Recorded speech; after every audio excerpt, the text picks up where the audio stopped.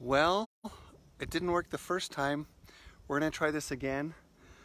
I'm now standing on a rock and just beside a hiking trail, so this could be a little bit weird, but the topic today for the 12 at 12 is creation and destruction versus the energies of protection and violence.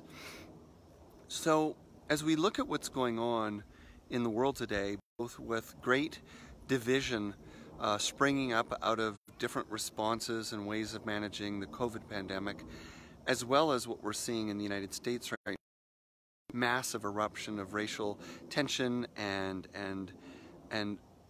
just a general split from communities that are committed to collectivity and collaboration and communities that are committed to protection and power. We have to stop and ask ourselves, is this really as unnatural as it feels, or are we seeing a natural cycle at work? The answer is both are true. When we look at the forest here, obviously it succeeds and sustains by virtue of cycles of creation and destruction.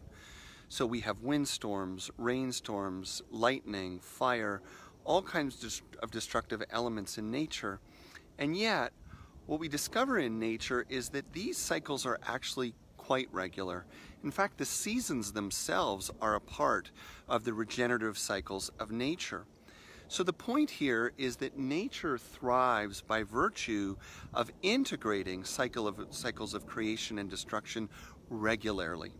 And so regularly that things are able to generally adapt to them and thrive because of them.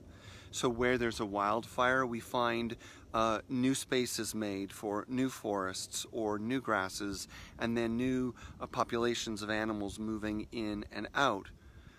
What we tend to find, however, is that when the regular cycles of creation and balance are disrupted by virtue of, let's say, human, right, trying to keep a system the same way for a long time,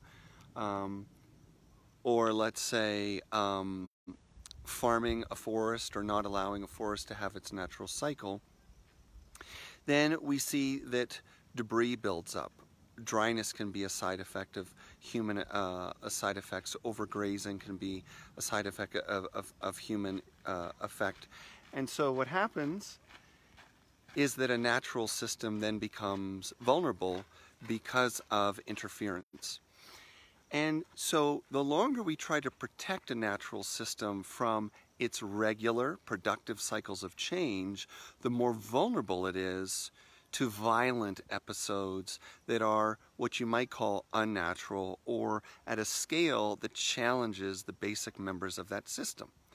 So what the heck are we talking about here? We're talking about nature and natural systems of renewal versus prolonged periods of protection that actually come at a cost and result in more violent outcomes over time. Think about the wildfires in Australia, for example, or any of the kind of disasters that seem to be made worse by the lack of or insistence of human interference. Now, when we look at human populations on a cultural and social level, and even in our own homes and families, there's a similar pattern going on, which is that if we are each as individuals, families, communities, or cultures are going to be vibrant, then we must consider our own cycles and ceremonies of creation and destruction. And what that means is rather than waiting and avoiding these cycles so that they explode due to a lack of attention and maintenance, we consciously look at our lives on a regular basis, a daily basis, a weekly basis, monthly, annually, to say what is serving me, what is not, what must be renewed and what must be released. If we don't participate in a natural cleansing of our life and its cycles, our relationships, and the energies coming in and going out, then all that gets, you might say, bottled up. And the great example, of course, is that a simple example, of course, is that instead of expressing some dissatisfaction in a relationship, you avoid it, you avoid it, you avoid it, and then, instead of managing it a little bit at a time, it erupts into something too difficult to manage and too difficult for other people to hear. In the same way, we have to look at our human relationships and community. What populations are being served? What populations are not being served? What voices are being heard? What voices are not being heard?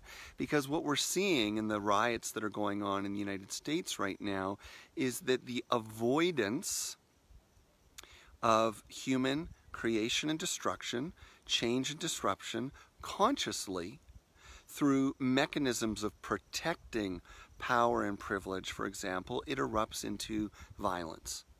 So if we don't allow the short natural cycles of creation and destruction to engage our intellect, our human compassion, our human creativity, then we all face the cost of that collective avoidance.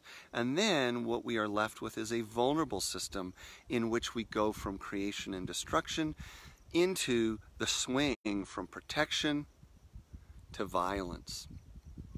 What you'll notice in the two different systems is protection and violence is really a fear-based system. We try to avoid until we can't avoid it anymore, and then we must fight, or so it seems. And in a similar way, or in the opposite way, the cycles of creation and destruction are both life-giving.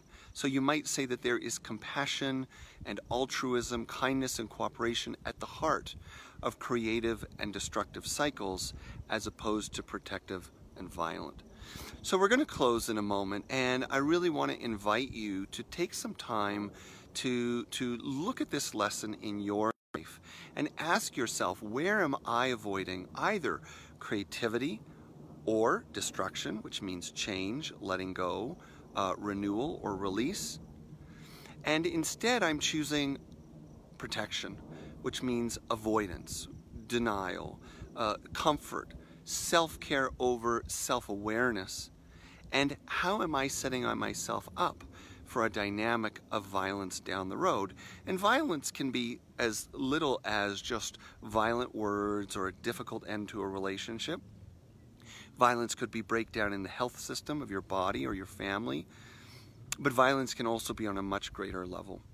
So, we're going to stop at that point because I don't know how great my connection is, but I can see Stephanie there, and I see Nini there, and I saw a couple of others there. So I just want to say hello from the Flatirons of Colorado. I hope you got this second cycle of the video. Feels like an important message to me and a beautiful place to deliver it, and I'm sorry that the first video dropped. If you want to learn more about who I am or what I'm doing, check out jonathanellerby.com. And once again, take a look at these two systems in your life. Are you embracing the natural process of creation and destruction in regular, simple cycles of your life? Or are you participating in protection and avoidance and setting yourself up for deep experiences of pain and violence down the road? So, with that, we're going to stop. Lots of love to you. Catch you later.